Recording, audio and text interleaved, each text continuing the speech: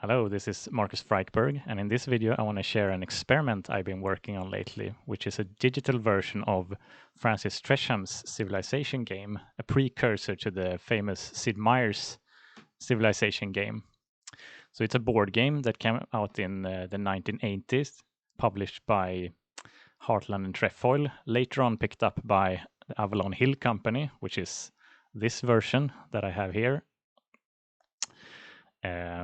So it's not a design that I have made, it's Francis Tresham's design, and I'm just a fan that want to make a different way of playing the game. So it's a very fascinating study, but the game is very, very long. And oftentimes I found when we play the game, we have to cut it short because it's very hard to be able to play through in one sitting. And when you reach the end, you can really sometimes really start feeling the fatigue. So this is an experiment to try to make a digital version which stays true to the original rules, but speeds up play so you can reach the end game and experience the end game without fatigue in a single sitting. At least that is the ambition. So let's take a look at what we have.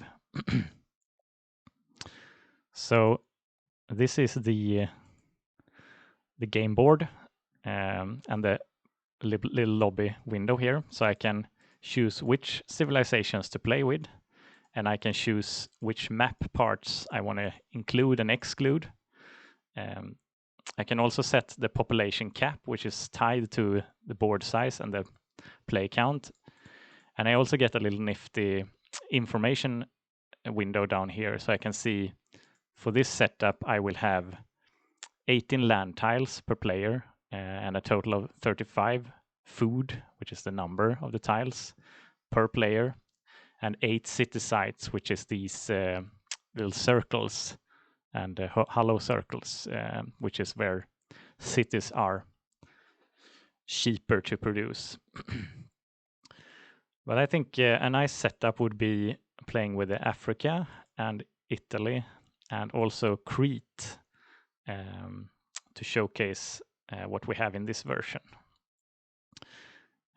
So let's start and have a look. Very fancy spawn FX. And I will approach this. So the version of the game will kind of assume that you already know the rules of the game. There are tooltips and stuff that comes up when you hover, but it really helps if you know the rules from the original game. But I will approach this in kind of I will play through a game and talk through what I'm doing and how it is transformed into this digital interface. So the goal of the game is to reach the end of the AST, archaeological succession track, I think it's called, which will display how well your civilization is doing. And the goal of the game is to reach the end here, and that is when you have achieved civilization. So there is no space travel or Alpha Centauri or anything like that in this game. It's up to 00 BC, kind of. And there are a bunch of steps. So everyone starts with a single colonist, a nice little square piece there. And one of the first steps is population growth, where every tile where you have population will produce another one. And every tile where you have 2 population will produce 2. But above that, you will always only get 2 pieces. So a maximum of 2 extra pieces per tile. And I can select the piece with left click, and I can right click to issue a move order. And we can see we have 0 movable out of 1 in that tile. And I think that ends the round of Africa.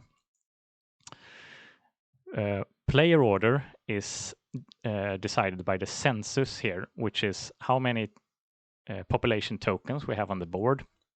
And in this case, we all have 2, which means we play in AST order, which is a fancy way to say clockwise, starting with Africa, or the same order that you can see up here. So that's the tiebreaker. Otherwise, it's fewest tokens goes last, which is a benefit because you can see where everyone has moved and do the optimal moves. So playing late is definitely benefit in the game. I think Italy wants to spread out a bit. And your first goal of the game is to establish a foothold where there are nice food tiles, which is the tiles with a big number. They can support more tokens.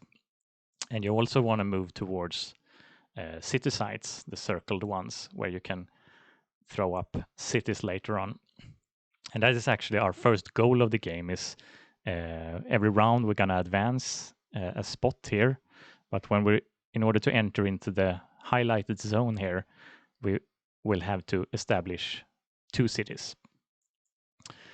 So let's speed things up a bit. So we take a move for Crete and we go to the next round. So what happened here was round 1, we had growth, we had movement, and we have AST alteration. So everyone moved up a spot because there are no limits for moving up in the first zone. And we don't have to make a move, but I think it's nice to spread out in Africa a bit. So let's move 2 tokens down there and spread out a bit like so. Here we have our first warning. So Italy has 2 tokens in an area that only can support 1 token, and unless they move away, the tokens will be culled down to the food value. So they have to, or probably definitely want to make a move with this token. So let's move 1 down there, and let's keep moving up there, and that would be Italy's move.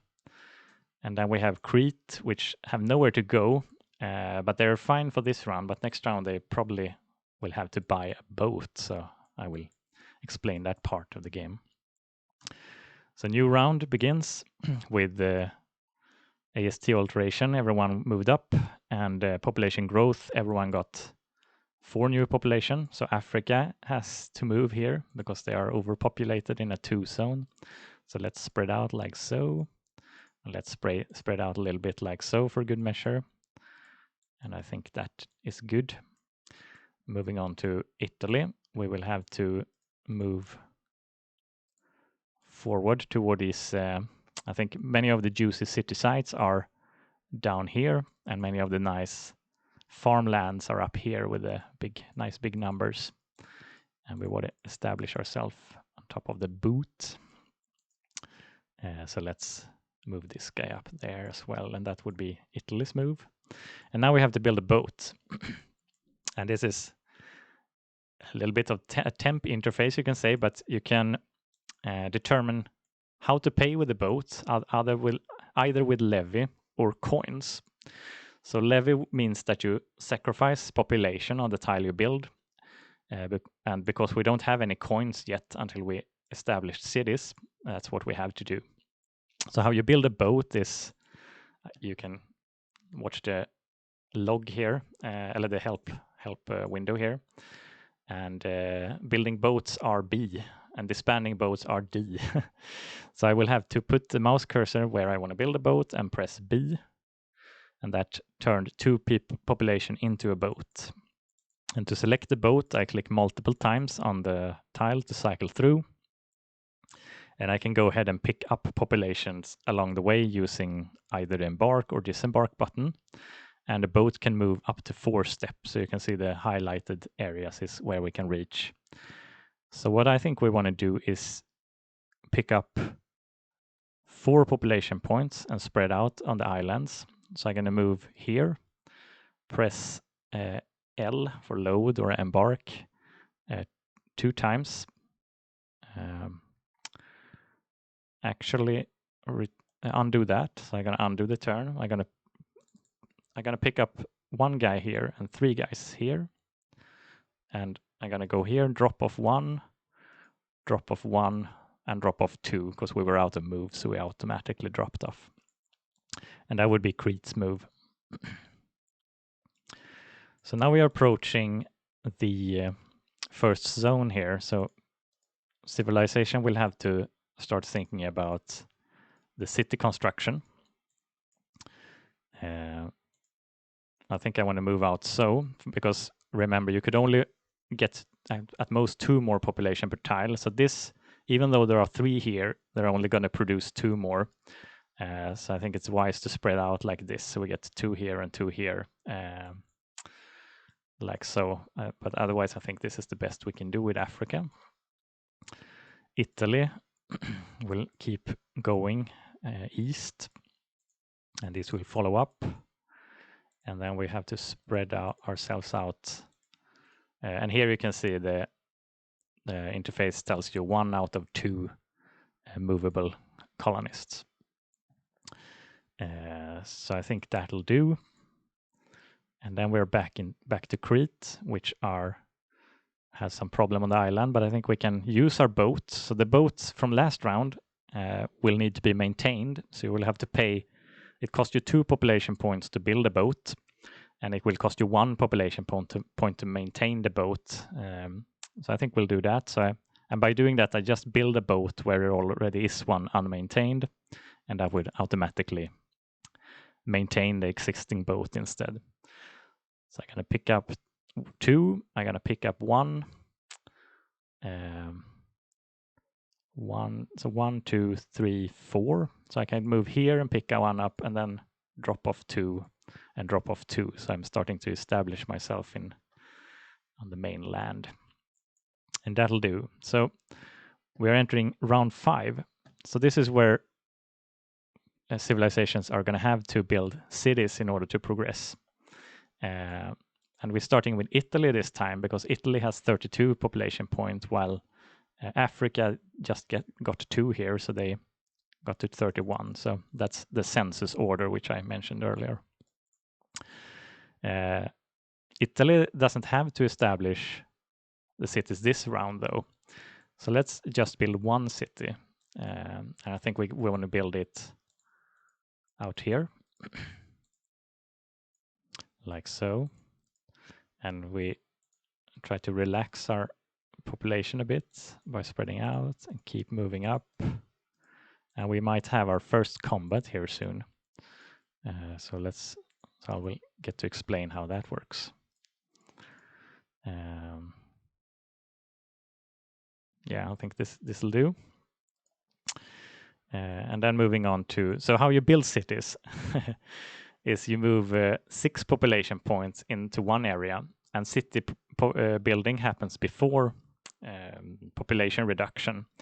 So if you have 6 population in an area with a city symbol, they will build a city, or you can build a wilderness city on any tile, but that will cost you 12 population points. So you will have to move a lot of neighboring populations into one tile in order to achieve that. But that means this is vulnerable now. If Crete were to move 2 population in here, they would have a fight. And the way fighting works is if there are multiple civilizations in an area and they exceed the food value, they will start attacking each other. And the one with the least population in that tile will take the first casualty. And then they will take turns taking casualties until they are down to the supported value again. So if Crete were to move 2 population points in here, Crete would lose the first one, then Italy would lose 1, and then Crete would lose another 1. And that would leave Italy with 5 population tokens, which is not enough to build a city. And the whole 5 population would be reduced down to 1. So that would be a nasty move from Crete. First, Africa is out. So Africa want to establish our cities over here, I think. So let's try to build 3 cities. Like so. And here we can move in from there, and 1 from there, and 1 from there. I think that's the optimal move. So we're going to get 3 cities unless someone chooses to mess with us. And now is the question, do we want to focus on our own AST move, or do we want to sabotage Italy? I think we want to establish ourselves. So we want to build 2 cities, which means that's going to be a city. And I can go back around again and bringing 4 population points to. So first I need to maintain the boat. So B for build, cost you 1 population point. Then I'm going to pick up 1, 2, 3, 4, or maybe just 3, and hop here, unload. I don't have to unload, they're gonna unload automatically at the end of turn, and let's do that. And let's keep moving forward. And I think that looks like a good turn for Crete. So what happens now is we got some cities construction, which is the round tokens. And what happened was, we can follow the log for a bit. So we have got city constructions, cities built at various tile IDs. You can see that down there. This would be nice to highlight when you mouse over, but that's not in yet. Goods acquisition. So for every city you have, you grab a good from the card stacks. And I will explain those a little bit more in the trade phase. So this game features trading between players. And everyone managed to get into Zone 2, which I think is the late Stone Age or something. And the next goal is going to have civilization cards in 3 different colors. So the next goal is to acquire these goods cards, trade them among ourselves to create sets of identical goods, which will be worth progressively more points for the more cards you have. You can see 1, 4, 9, 16, 25 for a set with 1, 2, 3, or 4 cards. So instead of 4 ones, you get 16 for hides. And what you then want to do is to trade them in for civilization upgrade cards, which are these ones: mysticism, pottery, cloth making. Some of them only gives you points and discounts towards other groups, while other gives you quite dramatic benefits on the board, like metal workings, for instance, makes it so that you always takes the other people always takes the hit first. Remember combat, if you have a tile with 3 versus 2, the one with 2 reduces the population first, and then the one with 3. But with metal workings, you always remove token last. So that's pretty good.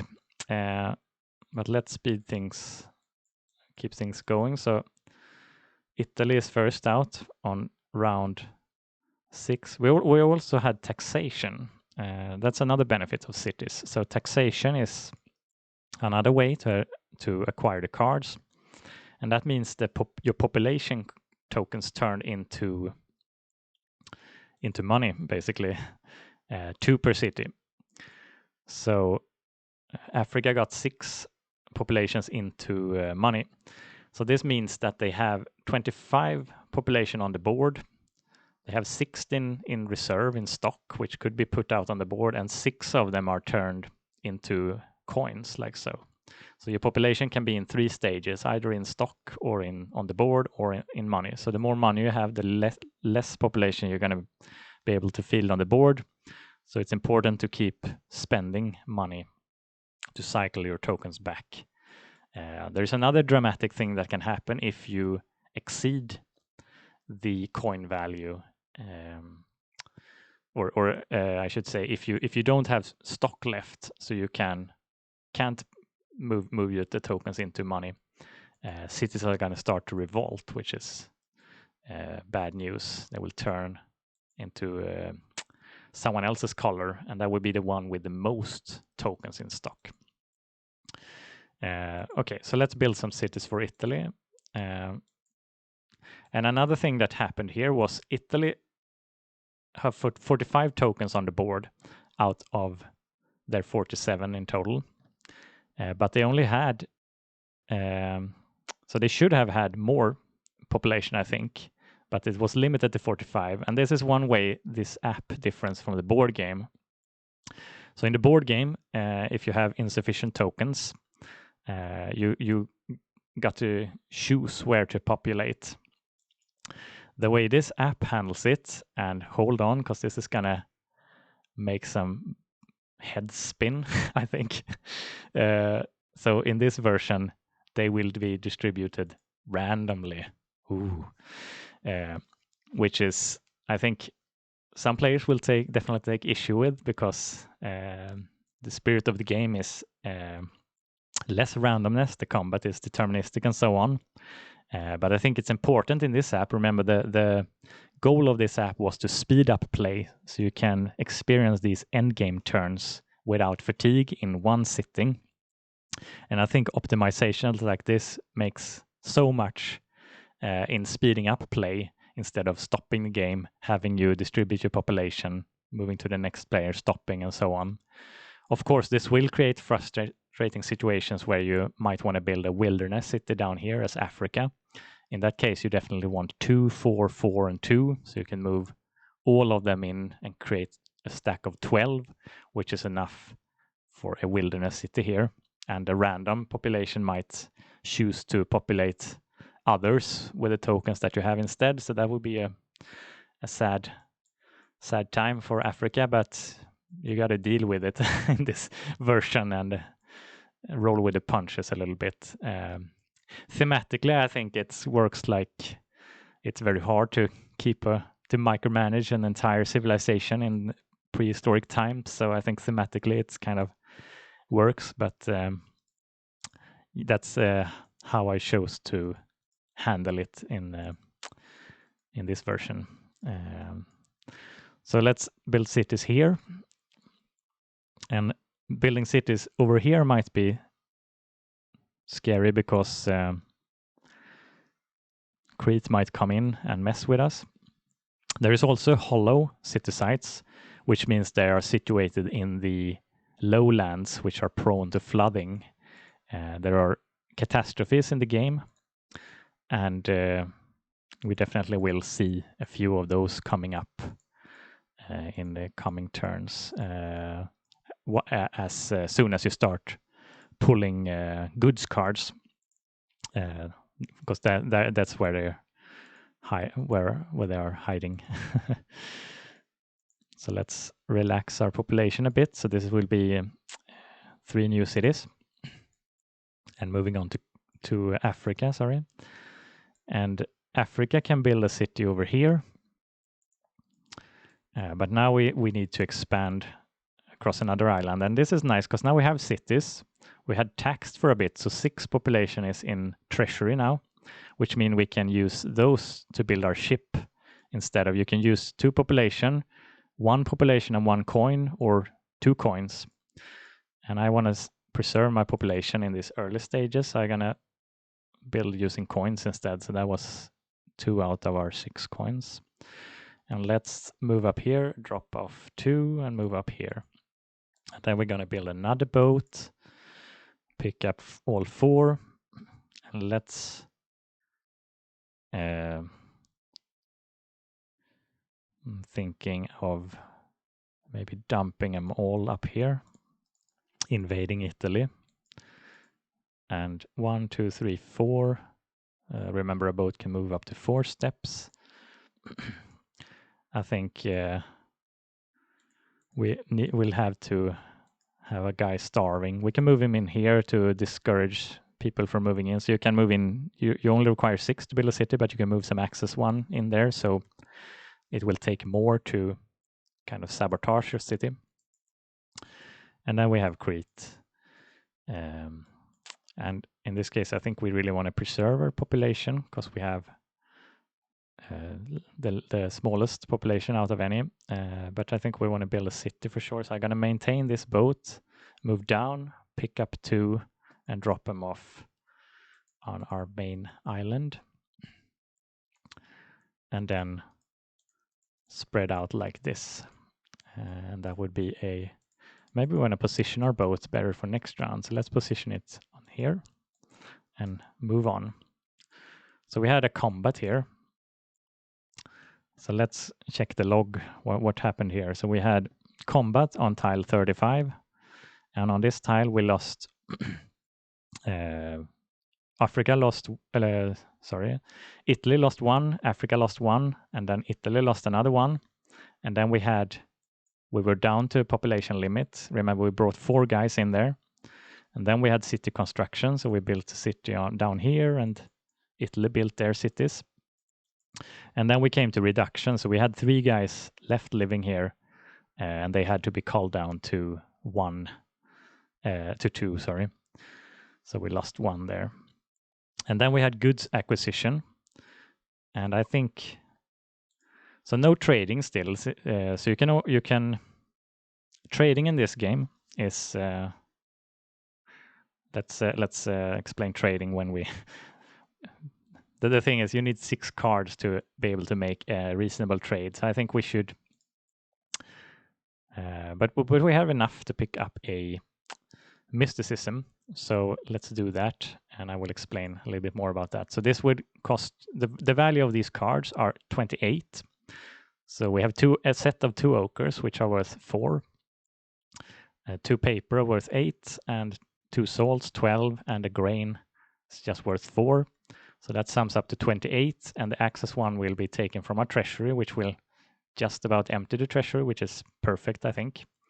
So that would be the trade goods acquisition. And this one don't do anything. It's worth 30 points, but it has 2 colors, which is nice because it's our next goal is to have 3 colors to move into Bronze Age or whatever this is. And there is only 1 of those in the 3-player game, so we got there first to pick up the card. Also, colors gives you discount towards other colors. So green gives you 20 discount towards other colors, and blue gives you 5 discount towards blue, and orange gives you discount towards 10 discount towards other orange. But we'll see that in future detail. So let's do the turn for Africa and speed things up a bit. So build this city, move ahead. And this is kind of relaxing, putting out your little dudes, moving them around. So let's establish ourselves up there. And what to do with the boot here? I think, do we want to give it up to Africa, or I think this area is, we're starting to have 2 fronts to worry about, but I think we can spread ourselves out a bit along the coast here, because remember, boats are way faster than regular guys, so staying close to the coast I think it's a good move. Then Africa is up, and Africa wants to start to establish themselves on, is it Sicily or the island? So let's move 2 guys there, and drop off 2 guys there, and then we want to, because remember, Italy has made their move, so they are where they are. So 3 guys would be, they take a hit, I take a hit, they take a hit, and we will have 2 guys left in a 2 zone. So that's a nice trade for us. 1, 2, 3, 4. These guys cannot travel up there, but at least we can save 1 guy or 2 guys in that area. And otherwise, I think we will have a whole bunch of starvation in Africa, which is thematic, I guess.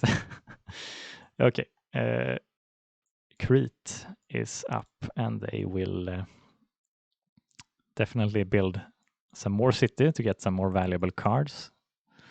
And I think we want to start building up from the back.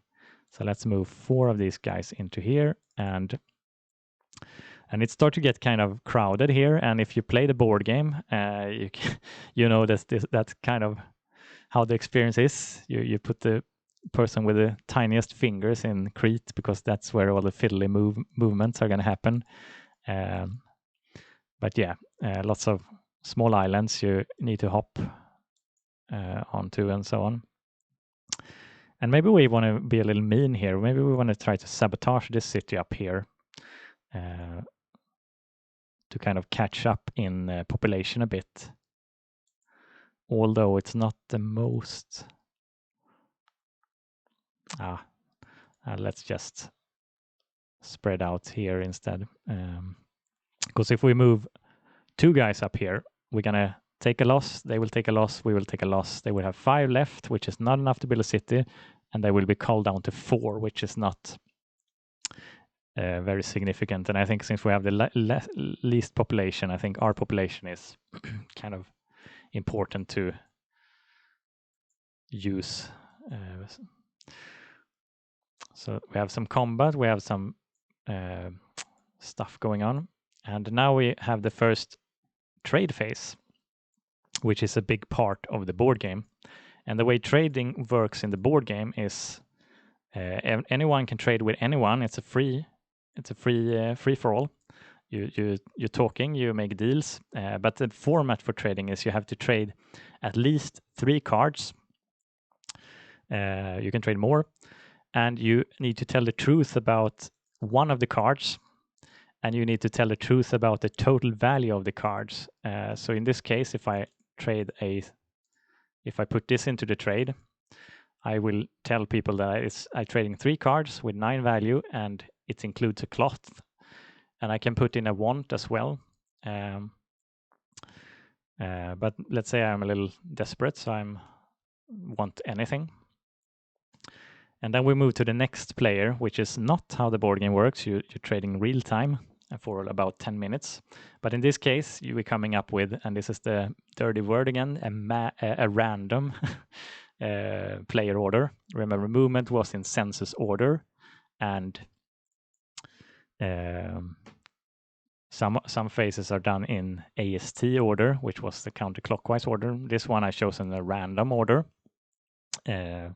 because it simulates the chaos of the trade, and it will go on for 2 sessions. That was one of the things you could set up in the lobby, how many trade sessions you want. So now Crete is up, and they can make a offer, and they can answer to one offer. So let's say we are looking for salt. So I can maybe put up these 4 cards and say that I want salt. I could answer to this, but in that case, I need to include anything because they want anything and something that was at least 9. So let's see, cloth. This is something Italy is interested in. So they want anything. So I can give them off some of my trash here, my trashy cards. So 9, including papyrus, and I want that cloth. And I'm clicking on them to make the deal, and whoop, the cards were exchanged. And of course, this is a little silly in a hot seat setting because you can kind of memorize and see each other's cards. So depending on how hardcore you want to be, you can choose to look away or so. But yeah, good luck memorizing everything maybe. But yeah. So we could maybe we do a silly offer here. We want something of 17, and we want another cloth if possible. We cannot answer to another deal because already traded this session. So you're allowed to do 1 trade and put up another offer. And gives papyrus. That might be good for Africa because our papyrus can get more valuable. We need to get up to 7. So maybe we give them our bronze, which are, and it's got to be at least 3 cards. Otherwise, this would be nice, but it's too few goods there. So maybe we'll give them 1 more point because the papyrus is going to go from 2 to 8, which will be good for us. So it's an interesting system. You get different goods cards, 1 for every city you have from one of the piles. So let's say I have 4 cities, I will get 1, 2, 3, 4 cards. If I have 8 cities, I will get 1, 2, 3, 4, 5, 6, 7, 8. And they will all be different goods. And that's why trading is so important. So you can kind of make your different goods into similar goods and get the good goods. Get the nice sets that you want. So let's do this trade. For the papyrus, must include offer demand. Oh yeah, they wanted salt and we don't have the salt, so never mind. Maybe we do this deal and see if we can get them on the hook. So gives bronze. Do we want bronze? We don't have any bronze, and bronze is what was it? 6 card, I think. That should probably be easier to find, but and the grain for 17. Well, let's be a little crazy and try to do that deal. So that would be trading away a nice salt set and a nice hide set for grain. But they wanted cloth, so that's not going to work either. So never mind. Let's do that deal, and this will be our final trade because we are in trade session 2, and we can do bronze with grain 7. That sounds pretty good. Give bronze. This might be tricky, so I think let's move on. And now we have Civ card acquisition in reverse AST order. So move order is census, and tie is broken by AST order. And then goods acquisition is the one with least cities gets their goods first. So Crete had 4 cities, so they got a good from 1, 2, 3, 4 pile, and 1, 2, 3, 4. And tiebreaker here is reversed AST, and buying goods is also reverse AST, so counterclockwise. And let's put up all our goods, but it's not enough for a buy, which is terrible. And you're only allowed to keep 6 cards, so we actually have to throw away a bunch of cards to be able to proceed. You see, you cannot continue on. So maybe that, keeping the most valuable cards. Italy can buy some cards. They can buy a pottery or cloth making or drama or music. So drama and music is just point values and discounts towards more expensive cards, but pottery will protect us from a calamity that might be coming up soon, which is called famine. So if you have pottery and you have grain cards, you will take less hits from a potential famine. So that might be a plan. So let's see. In this case, I'm spending 47 for a 45 card, which is a little excessive, and I won't get any return. Could I?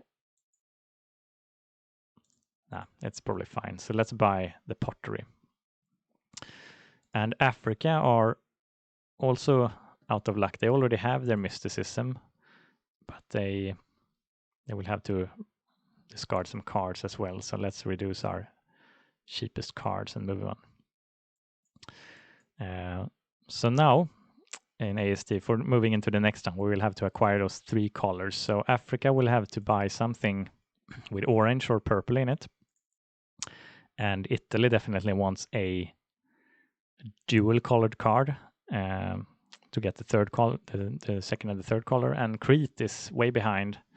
So they're probably not going to make their jump. They're going to get stuck here for a bit. And these are also like how different civilizations are balanced. Okay, so let's move on. We have Africa. And we have an invasion going on. So let's try, since we have such a big population, we can try do a siege on a city. So let's throw a whole bunch of guys in here. The way you siege a city is you need at least 7 guys, and that will crack open the city into 6 population again. And then they will fight as usual. If Italy were to come in, the populations would fight outside the city first. And after that, if there are still 6 or more tokens left, they will fight, break the city open and fight. So that's why I throw some access population in there. And I think let's move 4 guys up, drop them off here and here, and keep moving up and try to do our best on the mainland. We could think about doing a wilderness city, but I think this might be fine for now. Crete has lots of starvation going on, so let's try to establish 2 cities. And one thing to remember also is city support is something that you need to think about. So you can build cities with using 6 pop, but you need to keep some population left to maintain your city. So for every city you have on the board, you need at least 2 population anywhere on the board to support those cities. So Crete has 4 cities out of their 5 in stock.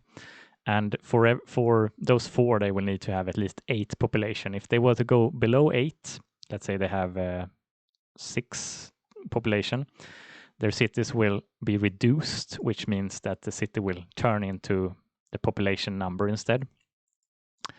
And that is something that the player decides in the board game, but in my game, lo and behold, it's chosen randomly. So deal with that. Okay, and let's move up and let's try to build some cities. I think maintaining this boat, remember, maintaining is half the price of building a new one. And we can keep moving up. This is a little bad. We can drop. How to deal with this? Let's return back again. So we could build this city. I want to drop one guy off down there. Or maybe we're just building this city. Let's keep it simple. So we build a boat here, pick 2 guys up, pick 2 guys up, drop 2 guys off, and drop 2 guys off there, and then just move up. And yeah, let's do the boat thing. Drop off 1 pop, 1 pop. Throw 1 more in there. And we definitely want to, maybe we'll maintain this boat and move a guy out there as well. And then Italy has the lowest population. That's a bit curious. So they can be a little bit, they can take all the good moves.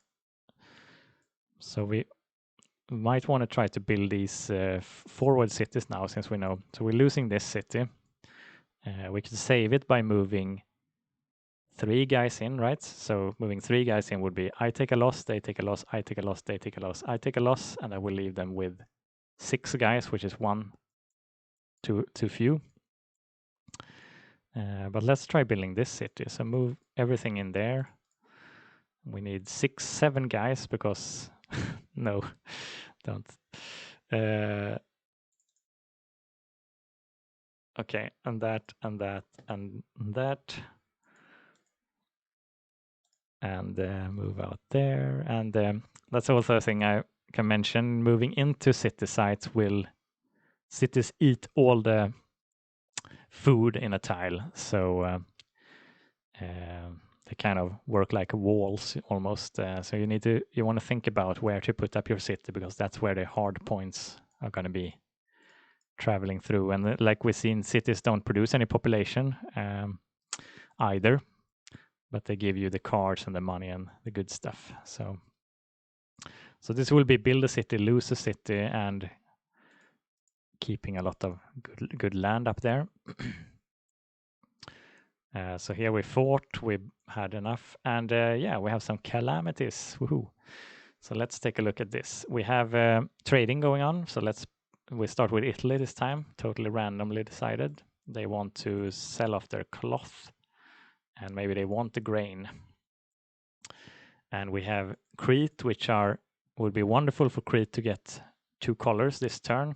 So let's see if we trade off our single cards, giving up a bronze, maybe we can get something good. And Africa gonna try to trade off their singles for, they give a cloth, they give a bronze. Another bronze would be wonderful for 12. So if we give up these 2 sets, that would match 12. So, and remember that's 4 for this set, and it's 8 for this set, which is 12 for a bronze. So let's take that, and then we can put up an offer for grain. Is going to be valuable. So if someone wants our grain, maybe they can give us another bronze. But remember, since we have famine, we have some calamities coming up, which were drawn from the goods stacks here. So famine is going to hit this round. So keep holding on to your grain. Might be something that Italy want to do. So let's put out these bunch for trade, and Crete might want to gives grains and gives salt. Salt would be nice. Salt for 9. That's a negative trade, but the salt is going to go into our salt stack and make it worth 48 instead of 27, which is wonderful. So I think we do that. But they had a demand. Oops, grain. That makes it a bit trickier. Gives grain. Okay, let's take a look at them instead. 9 for a grain. I think that's wants bronze. Okay, so let's just put up some stuff then. And gives grain, wants bronze, gives salt, wants grain.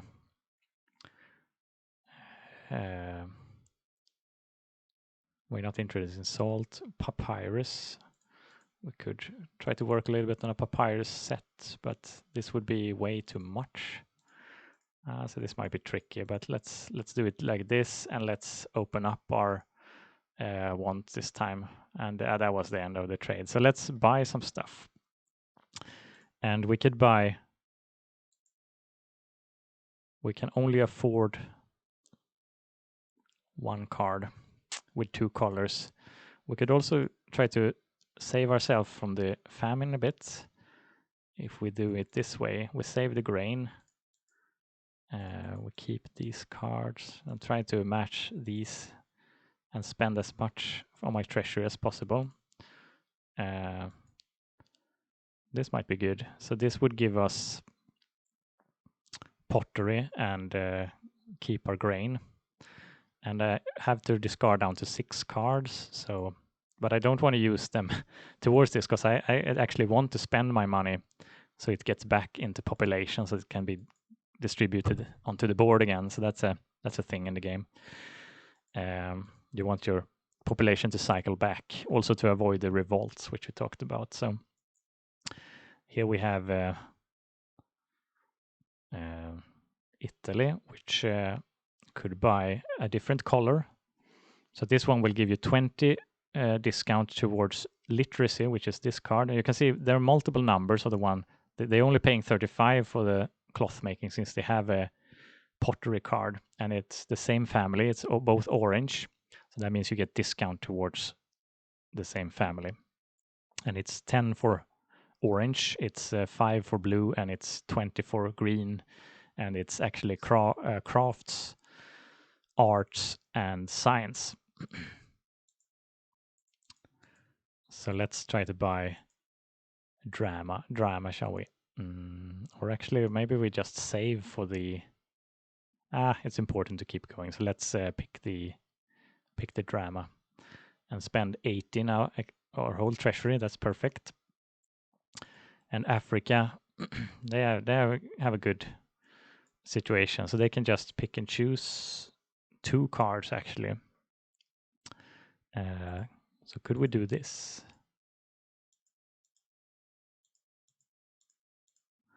So we could just afford, so I'm spending the grain, which means I'm going to get hit hard by the famine. But I get 2 cards, and one of them is going to be, and I get my 3rd color here, and I get astronomy, which allows ships to cross oceans, which will open up the map for Africa so much. So the ship can just hop across this part of the map. So we do that. And now we have calamity phase. Woohoo. And they happen in order. So volcano is the first one. And it's going to hit, this is a volcano. This is a volcano, and there's another one here. And the worst volcano is going to blow up, which is going to be this one, because it has a total of 7 points. Cities are worth 5, population are worth 2. So this is going to get totally demolished. If you're not present at a volcano site, you get hit by an earthquake instead, which will reduce a city and an opponent's neighboring city if possible. So reduce means turn the city into population equal to the food value. So boom, those blew up.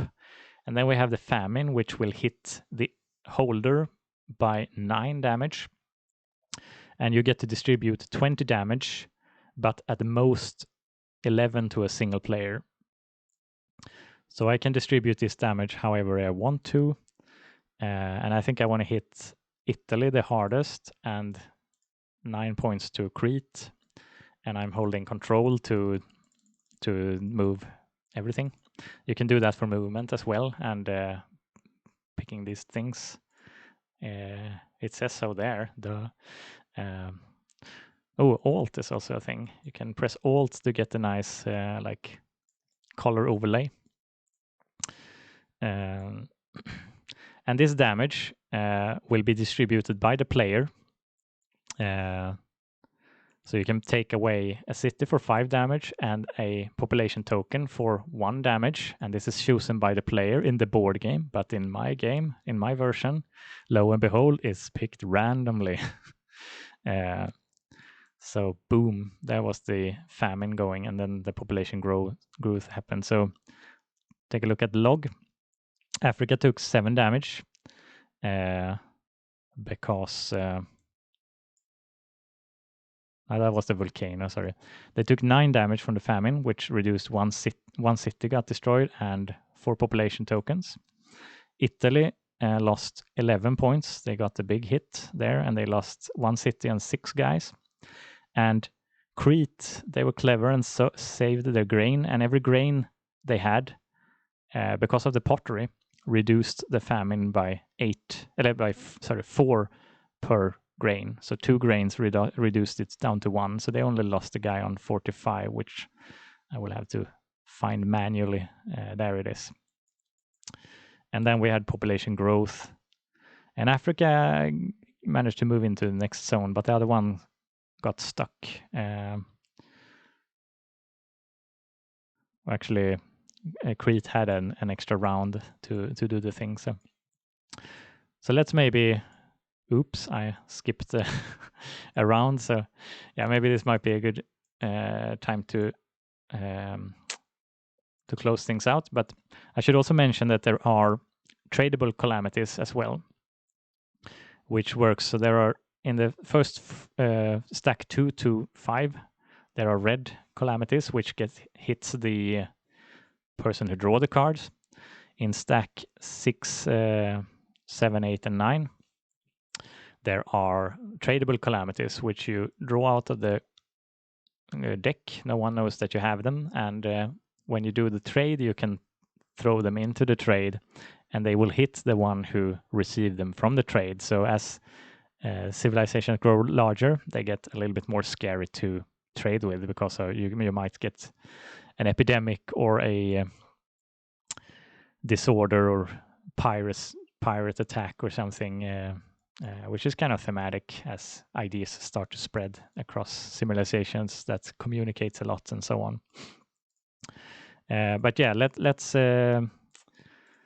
finish a round. I kind of messed up Italy's round, so I think this might be final round for this one. Let's build some cities, shall we? Build a boat, bring some guys over, building at the volcano site, maintain this boat, pick up some guys, and this here we had some famine losses after the siege, so this round square is clear. And moving to Africa, they lost a bunch of stuff. They got hit hard by the famine, so they lost the city at 111, and a volcano hit, so they have to rebuild. So maybe they want to pull back. 1, 2, 3, 4. Maybe 1, 2, 1, 2, 3, 4. 1, 2, 3, 4. So I can build a boat, pick these guys up, and check this. The astronomy making wonders here. We can travel so far now. So maybe I want to go all the way here and build there instead, and maintain this boat and throw some more guys in there. And 1, 2, 3, 4, that will not be enough, so I have to build a new boat and transport some guys over to this tile, and one to there, and the final guy to there.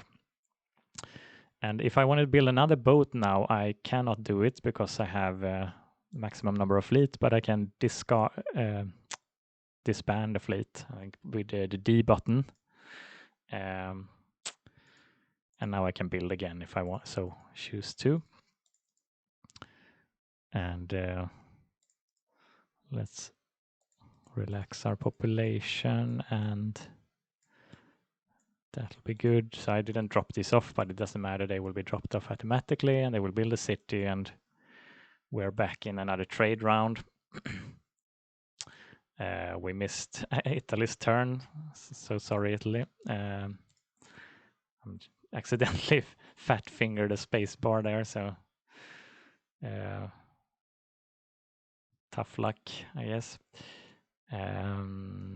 Gives a cloth, wants anything, sounds good to me. Let's dump off some trash and the grain. Now we can get rid of the grain, since we know it's probably be a while until famine comes up again. There is 7 cars in that pile, so let's try get another cloth. Italy doesn't even get to participate in the trade because they don't have 6 cards. Papyrus, that's nothing we are interested in, so let's throw this one up. Salt for 9. Yeah, let's get some salt, shall we? And then we have another buy. Crete can buy a multiple card. They can get literate, get literacy. And I want to try to spend as much of my treasury as possible, so this looks good to me. Spending 6 out of my 8. Africa can buy cloth making, which makes their boat move speed +1. So that's nice in combination with the astronomy. So let's buy that, shall we, for just 35 because of our discounts. And you can see they got marked by stuff. And now we have the civil war. So this is probably the nastiest of all the calamities. They will hit, they will give up. So that means a whole chunk of your civilization will break off and join one other civilization. And the way it works is going to be 35 unit points is going to break off. Remember, cities are worth 5, population are worth 1. And you will choose 15 out of these in the board game, and the opponent you chose will choose the other 20. So you choose 15, the opponent choose 20, and that will be 35 in total, 35 unit points that breaks off and forms the white faction.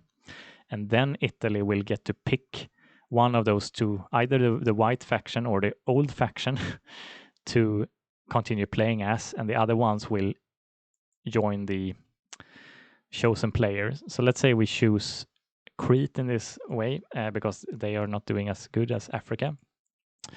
But it won't matter in this case, actually, because they only have 4 cities, which are 20 points, 4 times 5, plus 22. It's going to be 420 plus, it's going to be 42. Okay, so 42 minus 35 is 7. So 7 unit points is going to break off. So it was a city and these two. So let's have a, I didn't explain this perfectly, but let's see. So it's formed 2 factions. One consists of 35 units points, and the other 7 units points was these ones. And then they joined Crete. And like I mentioned, these are chosen by players in the board game, but in this version, you guessed it, it's random. So you can see kind of how the game focuses the players in on the move phase, the trade phase, the buy phase, and the distribution of calamity damage phases. Those are the phases you play out in this version. In the board game, there is like 13 phases that are range from like lots of strategic choices to lots of just maintenance. Like in that game, you have to manually place all the population tokens when they grow. So you might as well like shortchange when they are not enough to place. You can like just populate where they are. But I think this version handles it by using some randomness. But yeah, let's and yeah, we can see both Africa is continuing on in their second zone, and Crete entered into the second zone as well. Next requirement is going to be 7 cards, so you're going to need to have 7 civilization cards. Next zone after that is going to be 1,000 value cards, so you will need a total value of cards that exceeds 1,000, and that's displayed here. So Africa has 200 at the moment, and 105, 155. The second one is the value of your goods, and the third one is the value of your treasury. So the total value is 214 for Africa, which is, in order to finish the game, you will have to have 1,000 value in cards, and then you will have to have, for Africa, it's 12K, 1,200, sorry, total value. So 1,000 card points and 1,200 total value. Italy has a little tougher track. They need to get to 1,300.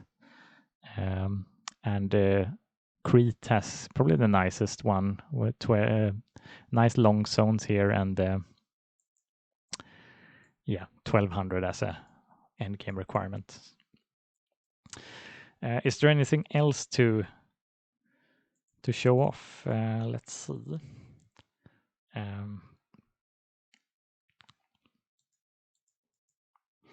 I think that's pretty much sums it up. Of course, like it helps a lot if you have played the board game or know the rules of the board game. But yeah, I hopefully have explained most of the rules for you. The game features, this version features like local PvP at the moment, but it would be wonderful to add some bot players to the game and online UPnP multiplayer. But I don't have a time frame for that, but it's something I want to do, and I have done it with other games before, so I don't think it's an impossibility, but especially the bots is something I'm very excited about. So that would be a nice future update. Okie doke. And we didn't finish a full game, and this has been going on for roughly an hour. So yeah, you can see the game is, and it slows down even further the further on you get. But I think you can probably finish it out in maybe 2 hours. And if I'm not explaining everything, you can certainly finish a game of this in one sitting and experience the end game, and which was my goal. But yeah, thanks for watching. Hope you enjoyed the demonstration, and take care. Cheers.